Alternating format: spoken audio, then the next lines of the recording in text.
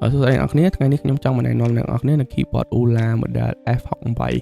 ដែល keyboard នេះជាប្រភេទ mechanical keyboard linear switch ហើយ case និង keycap របស់វាគឺជាប្រភេទ transparent គឺថ្លាធ្វើឲ្យភ្លើងរបស់វាគឺស្អាតមែនតើភ្លើងរបស់វាវិញជាប្រភេទភ្លើង RGB per key ដែលយើងអាចដូរ mode ភ្លើងផ្ទាល់នៅលើ keyboard តែម្ដងហើយឥឡូវកុំឲ្យខាតទៀតពេកយើងមកស្ដាប់សលេង switch វាទាំងអស់គ្នា